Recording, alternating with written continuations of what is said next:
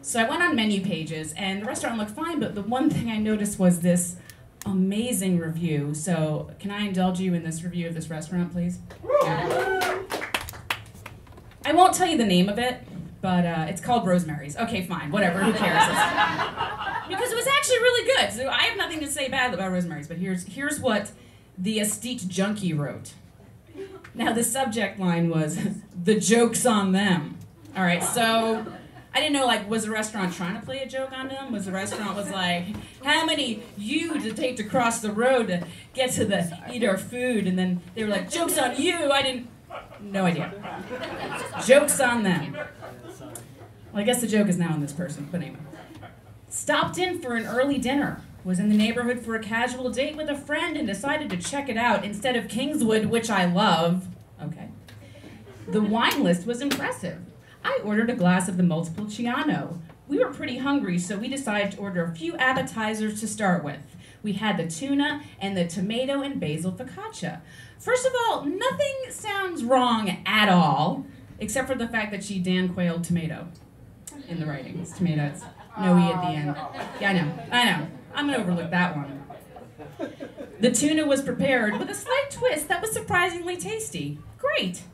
However, the focaccia was just thick slices of unseasoned Italian bread and cold tomatoes and pieces of lifeless basil thrown about. I'd like to point out that I'm pretty sure the chef just was like, fuck you with the basil, but the basil, after you break it off the leaf, is technically lifeless.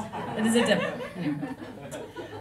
It wasn't even warm and prepared like real focaccia. After complaining to our server, he suggested he take it back to the kitchen and have them, this is in air quotes, warm it up, which as we know as servers means piss on it. For entrees, we ordered the spinach ravioli special and another pasta dish. The portion for my ravioli was quite small and was not warm. However, my dates dish was well seasoned and prepared like a traditional Italian dish. All right. The sauce complemented the pasta well, and the portion was substantial. I really want to eat here now. I mean, this does not sound terrible. For dessert, we took a chance on the chocolate semifreddo with strawberries. It was extremely hard to taste because it felt like it had been removed from a deep freezer. So disappointing. However, and this is the best part, to put a quite bizarre twist on the whole evening, I noticed my ex was one of the waiters. Yeah. You know, the sign of a bad restaurant is when your ex is a waiter. Which sucks because for a while in the restaurant industry, I only dated service people, so I can't go anywhere without an ex being a waiter of mine, but maybe that's just me. Blah, blah, blah. Okay.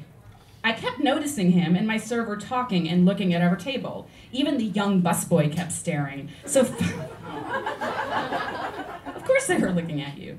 So finally I politely asked our server to have him come over. You could tell that my ex was very uncomfortable and quite embarrassed. I'd be embarrassed by the way she spelled embarrassed. Embarrassed. Embarrassed, yeah. But obliged and came over for a polite hello. Again, the restaurant has done nothing wrong. As far as service goes, the staff wasn't as professional and mature as a lot of restaurants of the same caliber. The waitstaff constantly congregated in a huddle by the service station and bar, and obviously did not want to be there doing their job, servicing the customer. They were staring at you. You are the ex. All right. The dining room itself is gorgeous and had the right amount of ambiance. However, there's no reason for me to dine at Rosemary's again, especially when you have better options like Lupa, Il Buco, and Peasant. Okay. I went there, the food was fine, the service was great, I didn't see any X's, it was okay. And I emailed the restaurant today to get a response from them. Have not heard back yet. But I did the next best thing. I don't know if you guys know the Bitchy waiter.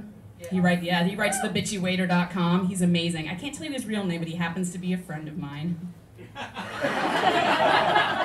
And I asked him, and he was on his way to work. This is at 4 o'clock today, and he goes, on it, and he wrote this response. Because I'm not a professional anymore, so I figured I'd leave it to him.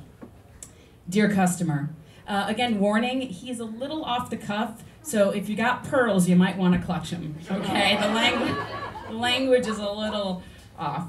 Dear customer, thank you for your review of Rosemary's. It is surprising that you saw your ex as one of the waiters. I am quite certain that the service staff was huddled together, and I am even more certain they were discussing you. Your ex was telling them all about your icy vagina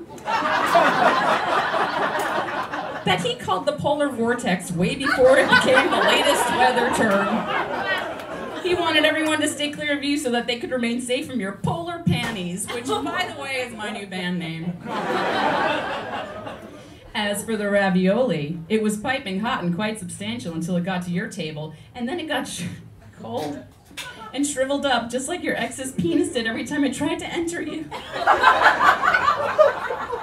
I'm sorry you felt the dessert options were lackluster and few, but that is almost exactly what your ex told the young busboy about your lovemaking skills. But I am happy you took a chance on the chocolate semi-freddo with strawberries. What an adventurer you are to take a chance on dessert. How brazen, how wild of you. That voice was mine, not his.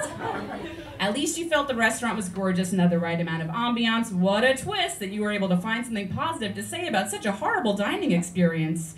Your ex was very happy that you summoned him over for a polite hello. Those 30 seconds he spent at your table reminded him why he broke up with you in the first place. That feeling you saw was gratefulness that he will never have to see you again, and he is eternally happy that the frostbite he developed from your polar vortex has since healed. Please don't come back, love, the bitchy waiter. So thank you. Thank you for letting me indulge you in that. I just love that. Thank you for...